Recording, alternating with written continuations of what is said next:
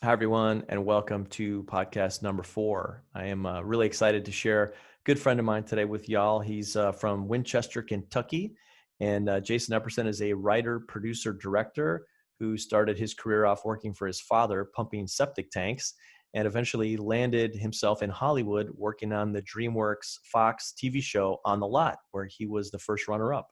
And since then, he's returned back to Kentucky from Los Angeles, where he runs a very successful commercial business, and he has won over 20 Gold Addy awards with his business, as well as 3 Emmys.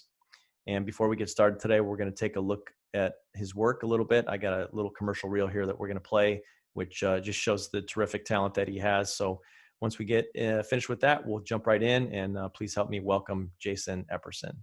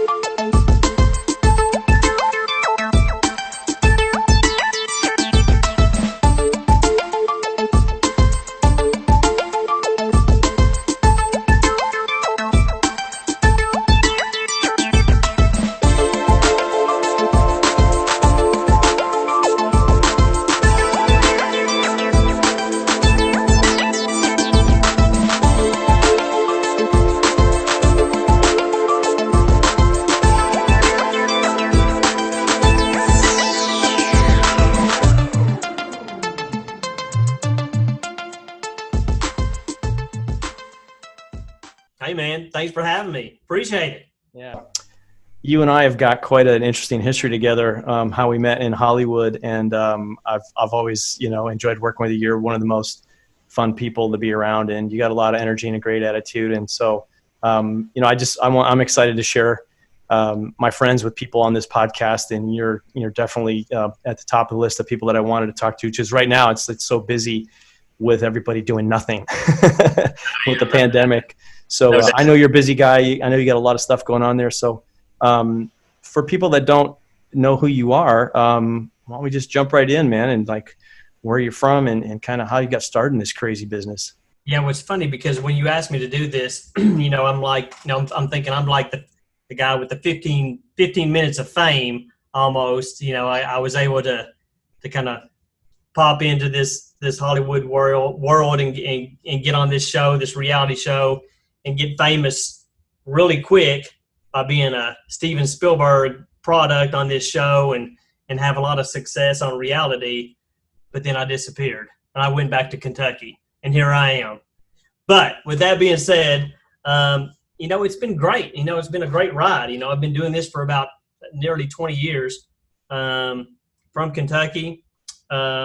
Tell us the show that you were on, Jason, because I know a lot of people probably don't even know about the show because it's been a while since it aired. No doubt. It's crazy because a lot of people don't even know about the show. Even when I go around today, it's like it's long gone, and they've never really promoted it or branded it or done anything with it. But the show was On the Lot. Came out in 2007, produced by Steven Spielberg and Mark Burnett. And this was really, they were kind of follow the same model of American Idol, where they were kind of looking for the next big breakout filmmaker instead of a singer. And I really can't even tell you who told me about the show and who told me to, put in my reel and submit my name to the show. But I did, and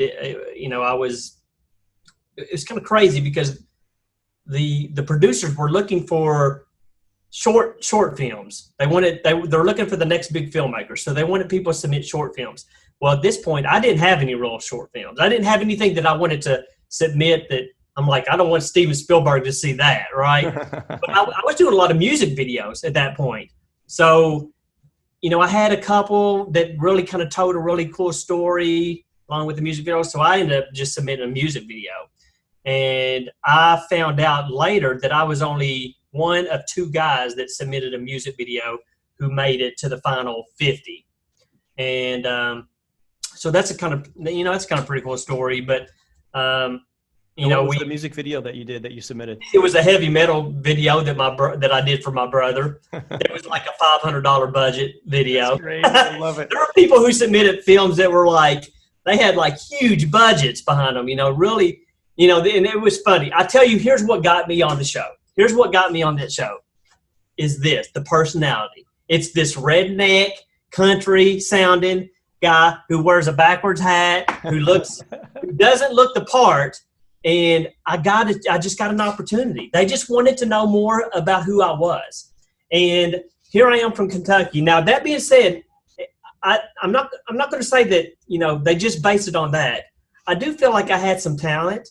I felt like, I was worth being on the show and having an opportunity. Of course. But I'm not too naive to know that they chose me because I was so unique. And that is something that when I go out and I talk to people and I go to schools and, I have an opportunity to kind of talk to younger people, that's something that's really important to me. And that's something that I always point out. I'm like, be yourself, be unique, find what's you, and use that to your advantage along with your talents. Because, again, you can't make it on just being that. You have to have some talent.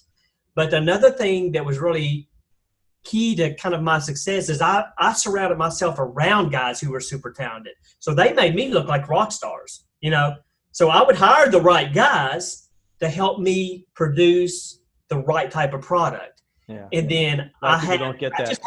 I just have a unique dialect because my mom is from the sticks, is what they say. She's from the creek, right?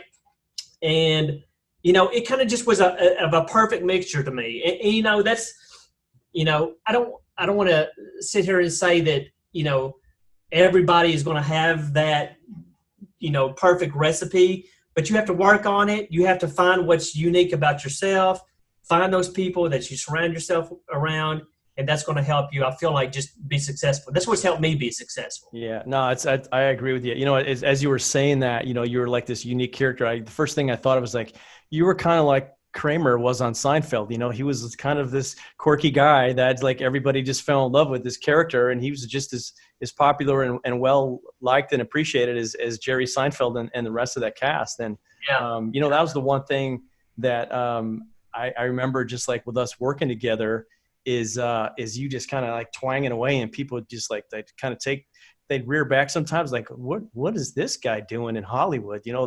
He is not like the picture, director, shows up in the, in the Tesla, in the sport coat, in the sunglasses and everything else. And I think there's a lot to be said about that. And I really appreciate the fact that you brought up like speaking to people, because that's a big passion of mine now. I've gotten a chance to speak at a number of universities and colleges, and I teach workshops too. I've been teaching workshops for the last year, and I love the fact that we might not have stayed in quote unquote the Hollywood system.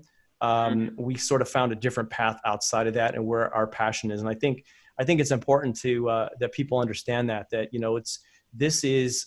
Hollywood is a proving ground. It's like a gigantic boot camp that just never ends. And it's constantly going, and you stay in as long as you want. And some people just can't handle it, and they end up leaving because they're either not patient or they just don't really have the chops.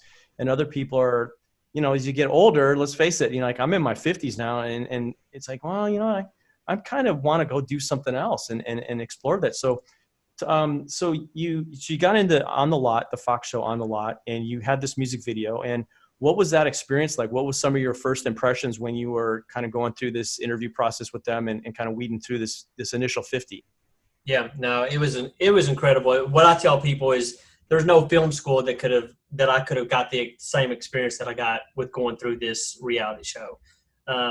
It was just really, they just kind of threw you right in. So to back up a little bit, when I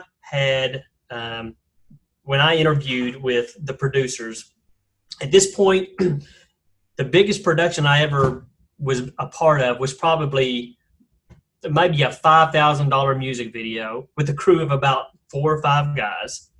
And when I when I went down and talked with the producers, eventually got on the show, went to LA.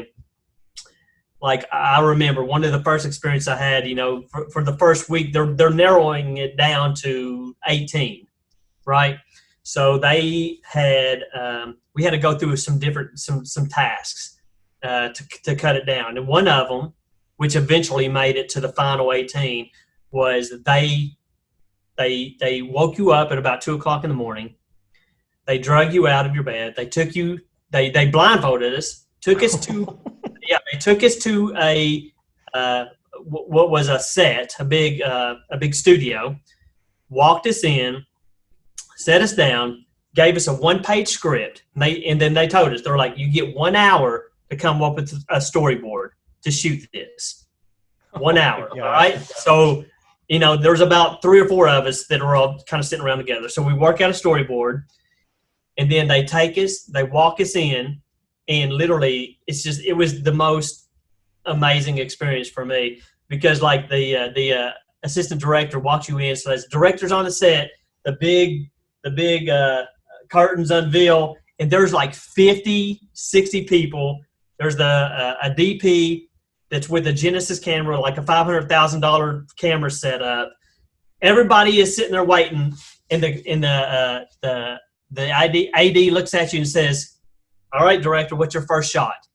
And I had 1 hour to shoot that 1-page script. Oh my gosh! So you were working by yourself at this point. It wasn't like there was teams of people. You just had it was you and your story. No, at this point, this was the final kind of round that we had to go through to make it to the final 18.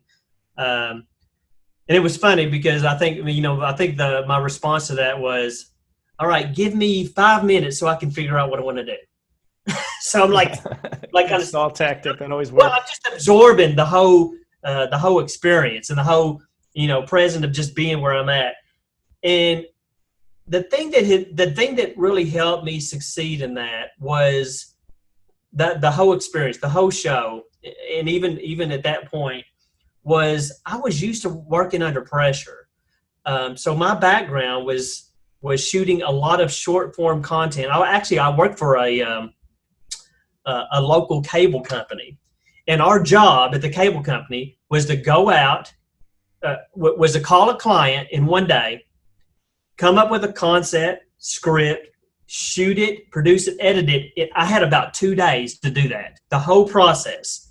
So for me, it almost come just secondhand. I know and it was funny too, because I realized a lot of the guys that were on the show and contestants, they were all freaking out. They were scared to death and worried.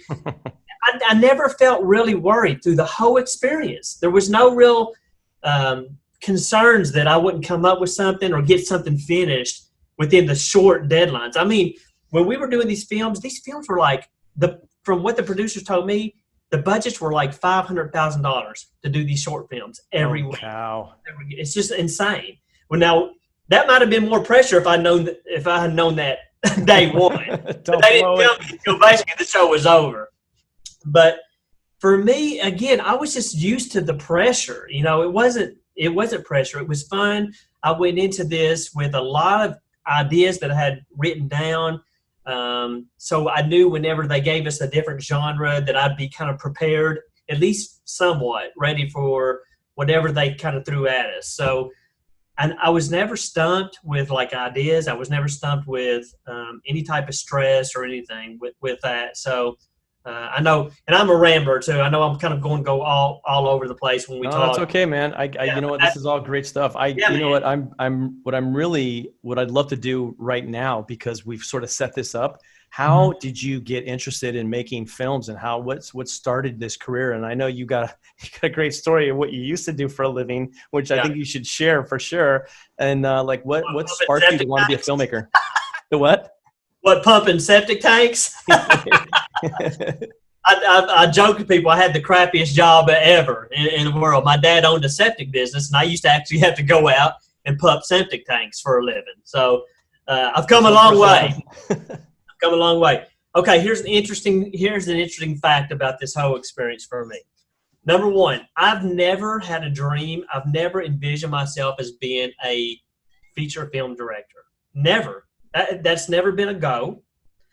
my dream job when I first kind of started getting success in this was to be a music video director. That's kind of what I wanted to be, and that's kind of what I started trending my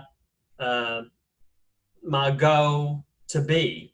And right before I got picked to be on the show, I had a big management company in Nashville because I was doing a lot of country music videos before this. And I started becoming bigger and getting bigger budgets, working with bigger artists. I had, a few pretty good named artists that I started doing music videos for. Tell us who they were. We always want to know. Well, Sawyer Brown, John Michael Montgomery. These were guys who were pretty big in like the 80s, 90s.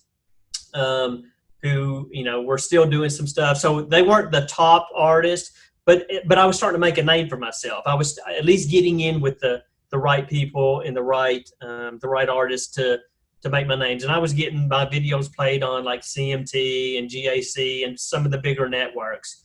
So I started to make a name for myself. I got some interest in some management companies who wanted to sign me in Nashville, and then boom, I get this opportunity to go to LA. So I kind of put all those dreams on hold, and this made me kind of step back and say, am I a film director? Is this what I want to be? My problem has always been, PC, is my attention span. It's super short. And if you want to make feature films, this. It's a marathon, yeah. Yeah, man. It's a long process. It's a year plus of your life to put in something. And for the films that I have made since then, I take the approach of cutting everything up into short film type of projects. Departments, yeah. Yeah, that's the way that I have to work, because that's just the way my mind works. My success before the show and after the show has always been in short format content, branding videos, commercials, 15-second, 30-second, 60-second type commercial stuff. That's just the way that my mind works. So I was always questioning, even when I was on the show, is this really my dream? Is this really what I want to do?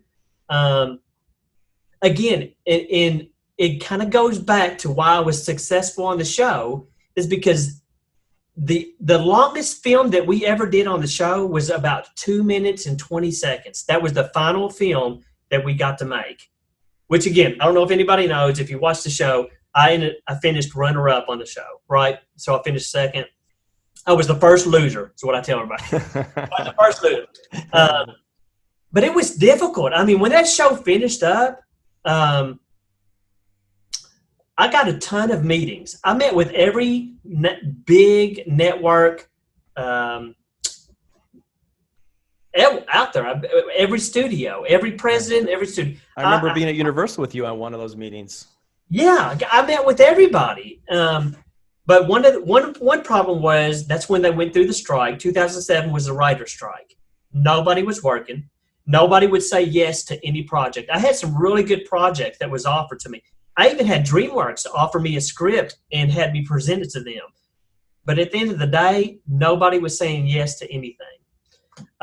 So I was kind of stuck. Even the guy who won the film, Will Bigham, who I love. Will is awesome. Good friend of mine. We still talk. He had a difficult time. I don't think he even made a film. It was years after the show was done. Yeah, it's like the Oscar curse. People win Oscars and they think, oh man, everyone's going to be banging their door on it, and no, it's the exact opposite. Like, oh, we're never going to be able to afford them. You're right, and you always have to prove yourself. In Hollywood, it's the same. It don't matter. You can make the best film ever, and then you're still having to pitch yourself for the next film.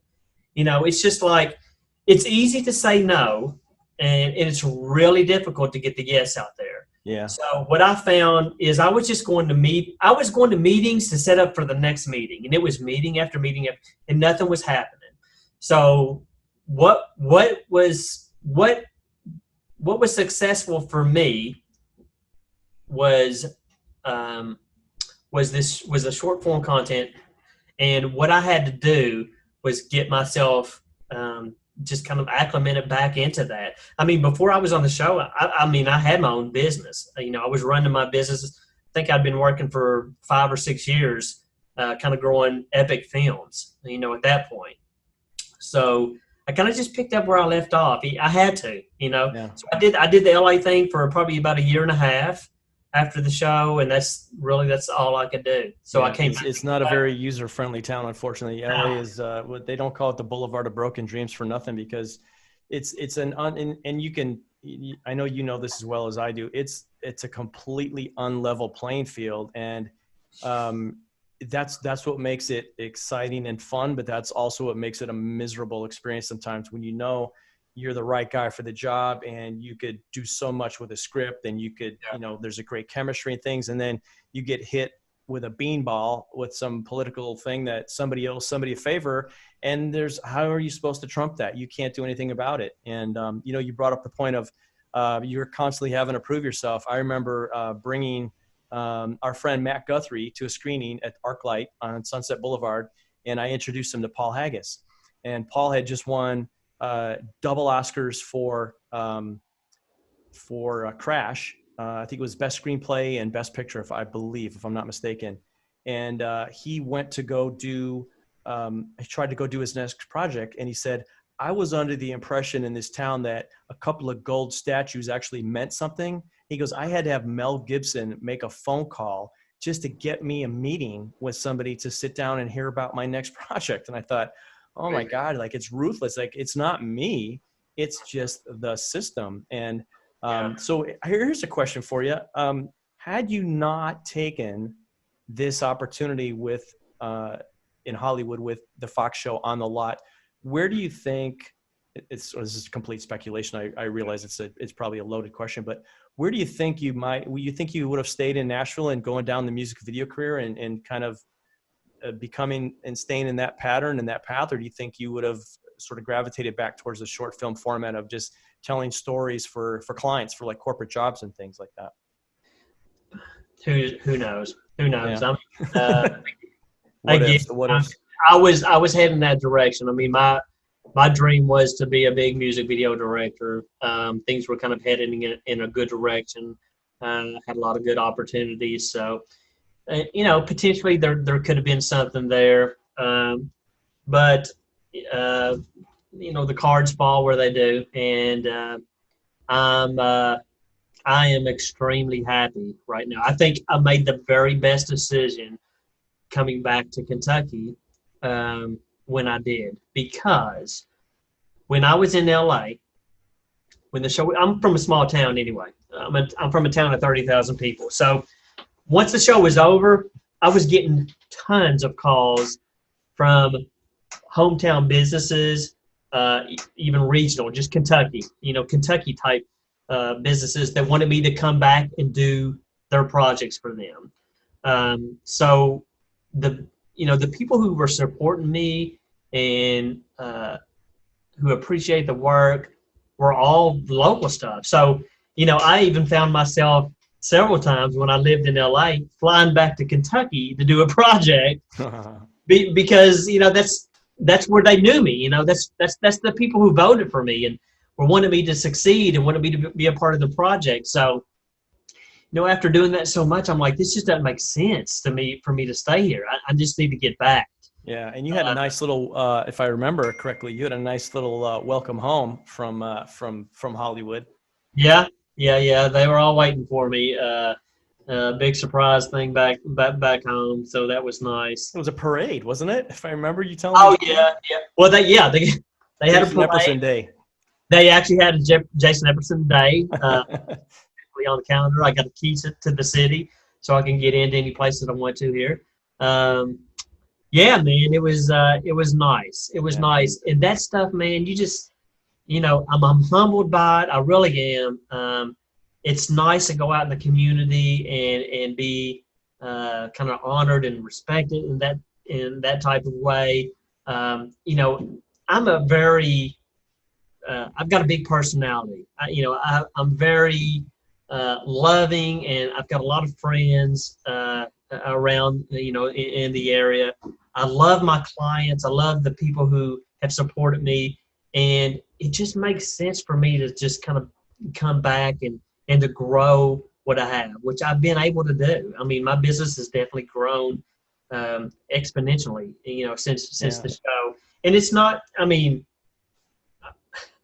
I don't want to say it's not what I dreamed or exactly the way I wanted to go, but I'm still doing what I love to do. So I can't be upset with that. You know, it's funny.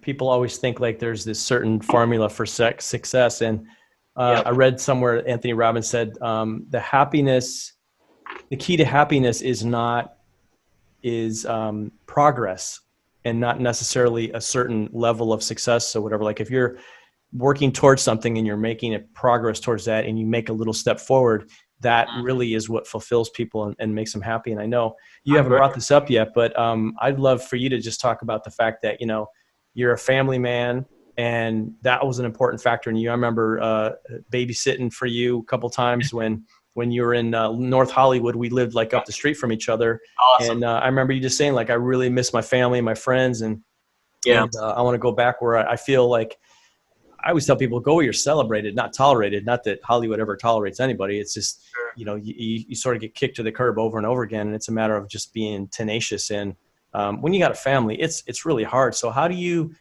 find that you keep that balance now with being at home as opposed to when you were, say, like in Hollywood? Well, I mean, it honestly is tricky and it's tough. So, you know, since the show, I got divorced. And it's been, you know, been remarried. So we have a blended family. We've got a big family. It's a family of, we got seven kids. Got your own zip code. Yeah.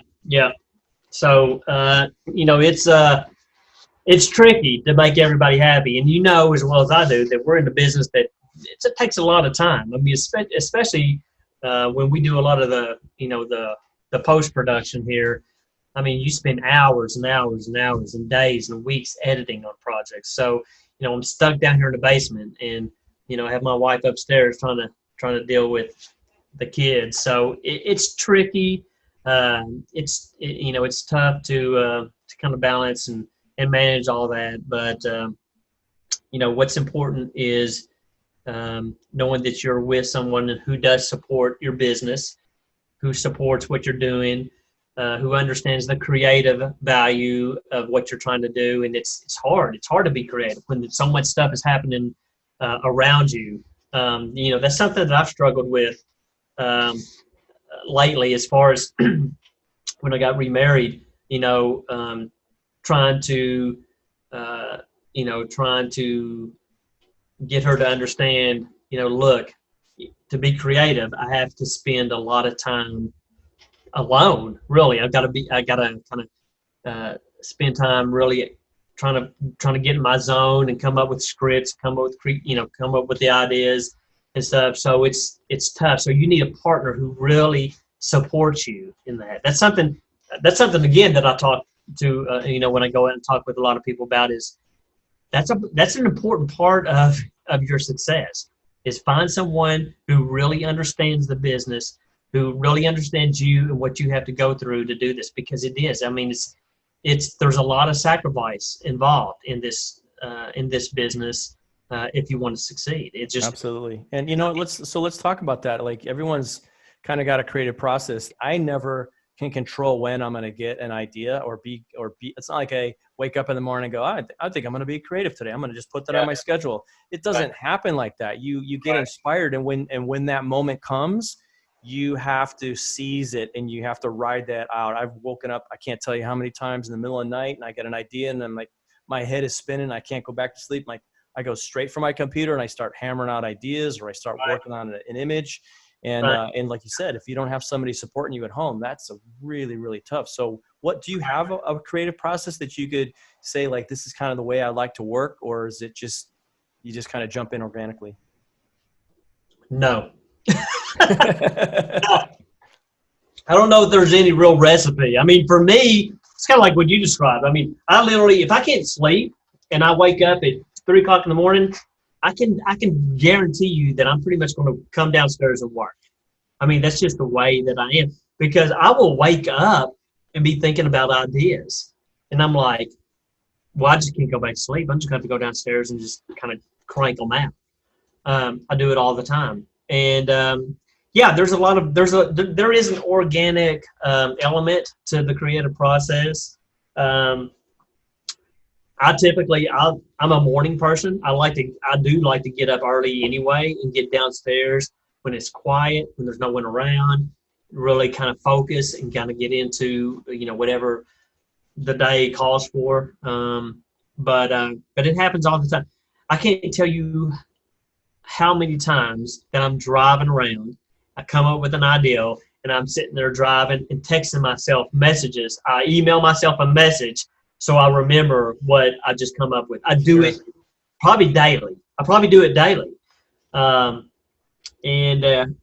now we have a lot of clients that we cater to, and we have a lot of projects that are going on. So I'm always doing that. I'm always, I've got several documents that I just keep of ideas. I come up with an idea. I just write whatever the seed of the idea is. I'll write it down, save it, and have it there for later. And we go back to that bank a lot of times, when we need something to kind of go to. Sometimes it's just a thought, and I have an idea folder, similar to what yours is. And I write ideas down for I'm really good conceptually and branding wise, but I can't, a lot of times I struggle with the details. Well, I don't know how to write that. I'm not a writer. I never have been a writer. It takes me an hour just to send an email out because I'm dyslexic too, that's a lot of fun, especially when you're trying to tell a linear story. So a movie like Crash, I was following right along. I knew what was going on. It was more of a visceral experience than anything else. Yeah. So what's your speaking?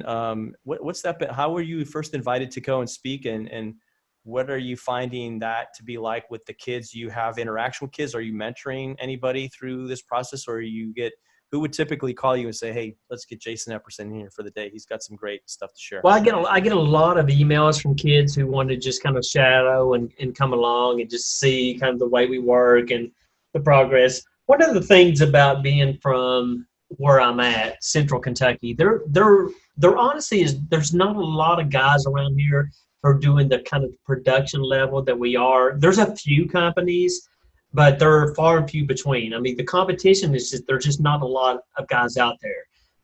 That equates to a few challenges, which the biggest challenge is trying to find clients who want to spend the budgets that you really need to produce something at the level that we inspire to create. And that's always been a challenge. It seems to me that it's tricky when you meet with clients and you try to get them to understand that for just 30 seconds of time you need this type of budget to do, because the competition that we have is with local network stations who essentially don't charge anything to do, but they shoot your commercial in about 1 or 2 hours, and they throw up one light, one camera, one guy, and you get what you get. So it's a little bit of a challenge to do that, but I actually, as I've gotten older, I actually embrace that challenge. I love it. I actually love going in and selling now. It's the craziest thing. I still love to do the whole process of production. I love it from start to finish. I love storyboarding. I love writing the scripts. I love, putting the crew together and working on call sheets and going through the whole process from start to finish. But the thing that's really kind of just I love right now is selling. I love getting a client to say, yes, I want to go with you because I love what you just sold me. I don't know where that come from. And that's your passion. It's definitely been a process. Totally. It's definitely been a process. I mean, again, I started my business in 2005. So 15 I've been 15 years on my own. And it's taken almost that whole time for that part of the business to become a passion for me. And I think it's just because I am getting older. And now, so for the first, 3/4 of my business, it was just Jason Epperson. Now, I subcontracted a lot of guys out. I would subcontract PC to come and help shoot. I would get some guys to help edit a little bit. or do this or that or get some grips and PAs. But it was just a few years ago when I ended up hiring my first guy full time. His name is Zach Sutherland. Great guy. Love him. He's young. He's ambitious. Zach can kind of get me 75, 80% finished, and then I'll come in and kind of make my tweaks and get things, where I want them to be. And then, it wasn't here till recently. I've got another guy who I've hired part-time. So now I'm kind of at the age and I'm at the point where I'm trying to manage and grow my company. And this is a new experience, and I actually love it. I love it. I love seeing the company grow, and I'm kind of anxious to see where we can go with it. Yeah, I think, there was somebody, I watched a webinar the other day, and this guy was talking about when you present projects to people. And I remember this too. I sold advertising for a little while back in like 2000. And what I learned about sales was that people don't like to be sold, but they like to buy. And if you can give them something that they can get excited about, and you have a vision for something that you can present in their best interest, it's got to be something that's in their best interest, and then if they see that and they want it, you want them to buy the C package, but they really come in with the A package budget a lot of times. And so where do you have a level where you say like, okay, I'm not going to do that, but I'll go here? Do you try to scale down your projects as a production company, or do you just turn things down? Perfect story for that. So there is a client that I met with at the first part of this year. So I did one project for them. So this is a client, it's a local client who has been using a production company for, I don't know, I guess for a few years. It's a local business who is a competitor of mine, and they were using them for pretty much all of their big commercial work. Another friend of mine who I do work for actually buys their airtime for them. So she mentioned to them one time when they needed a project, a really quick thing done. They're like, why don't you try EPPIC FILMS? I've been working with them. I like them. They're really cool. I think you'll like working with them. So she gave me a shot. They let me work for them for the one project. It was the end of last year. We crushed it. They loved it. So that allowed me to get my one meeting in with them at the beginning of this year and present to them. I'm like, look, and I went with it this way. I'm like, look, I know you use this other production company. I like those guys. They do good work. Give us an opportunity. Pay us this much money a month, and let us just do some social branding for you. And just let us give us an opportunity to do some really cool creative stuff. It'll be just for social branding, and give us a shot. She went with it and signed a contract with us. So we're on retainer now. After the first project that we did for them, and again, it's a very small budget, but here's what I did. I'm using pretty much the whole budget towards the production. I don't make hardly any money. I'm trying to win them over, right? I want to win them over because at the end of the year, I want them to forget this other company and go with us. So what we did, we are crushing it on these little social media things that we're doing for them. And after the first one we did, she came back to me. She's like, can we use this for broadcast? Can we put it on the air? I'm like, sure, whatever you want to do with it. I don't care. She's done it every month. So the deal is we do one social media ad per month. What is this, May? She used every single one of them for broadcast, and they love us. They love us. But here's the deal. I'm sacrificing. I'm putting all the budget towards the production because my hope and my goal is at the end of the year, I'm going to go back to her next meeting. I'll be like, remember that other company you work with? How about just giving us the whole thing? So that's where I'm going with it. That's how I work. That's how I do it. That's how I do it. That's great. You know what? And what you're talking about is you're putting other people first. It's like serve them. and you won't have to worry anything, because if you're looking out for their best interest, how could they not want to say, well, this guy's got our back? And that's really, what a lot of this is about. Yeah, and to add to that point real quick, I think everybody's goal, if you're in this business and you're a leader in some capacity, if it's your company, whatever, that should be your mindset. Your mindset should be, make your client look the best that they can look. I mean, I don't want to put anything out there that has my name on it that I don't feel like I can fully represent and be a part of their success. I'm not going to do it. That's not to say that I've not done a lot of projects too, that clients just come to me and say, this is my budget, this is what I have, can you just do this? We do that. I'm not going to say that I don't do those projects. I do. Because I have a business, I have a family to feed, whatever. But when I'm really looking out for a client who wants something special and unique, I go above and beyond. I go above and beyond to help them to succeed. And because I want to be a part of that success. I don't want anything to go out there that when people see it, they don't say, oh, that was Jason. Jason Epperson had a piece of that. I know he did, had a part of that. And that's what we do. That's what I want to do. That's what I want to create. Yeah, and it's fun. That's fun for me. Yeah. So, well, it's your enthusiasm is what really gets people's attention.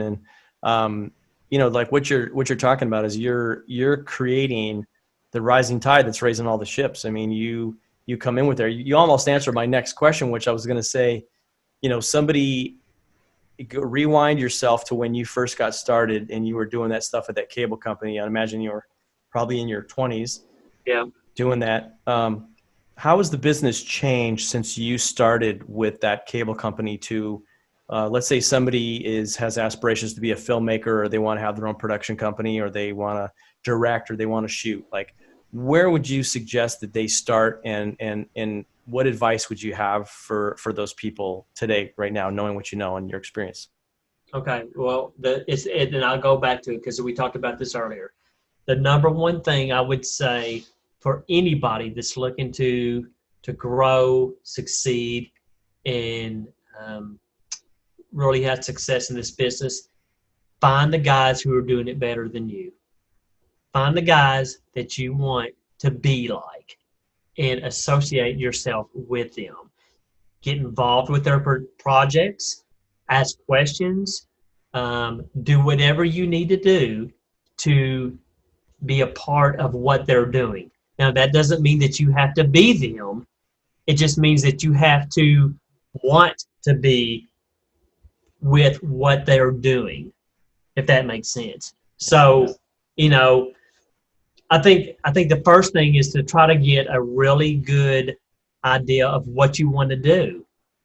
For me, I don't even know if it was being a director, which is, I guess, what some people classify. I don't classify myself as just a director. I do so many things in this business.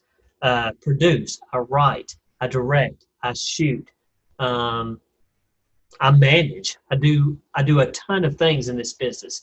But I think it's important to, and I think it is important to know a little bit of all that, especially if you want to be the head honcho. If you want to be the top guy at the that's running a company, you have to know a little bit about that stuff.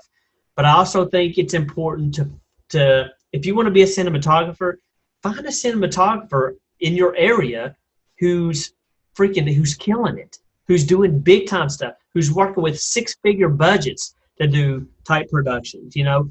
Find those guys and say, look, I aspire to be like you. Can I shadow you? Can I be around you?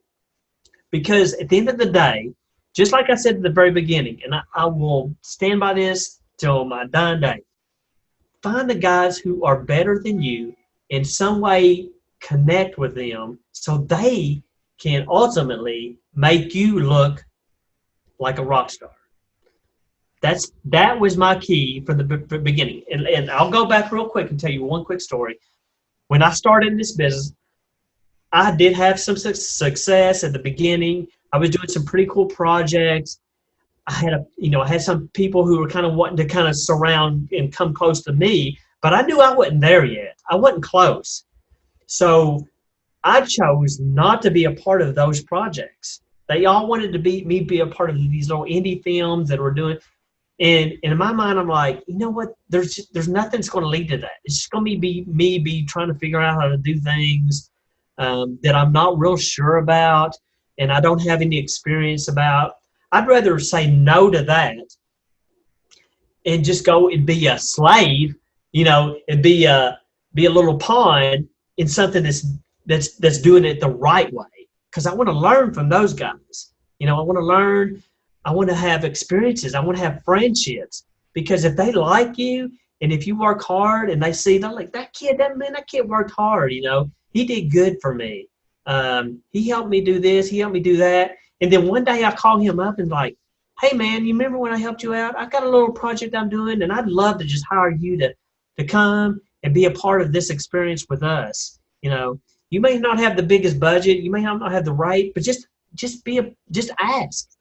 I can't tell you how many times if you just ask somebody, with guys in our business, and you can say this too, PC, guys in our business, if you just ask, people want to work, especially if they love the project and they love the idea. They just want to be a part of it. Sure. So it never hurts to ask. All they can do is say no, right? Exactly.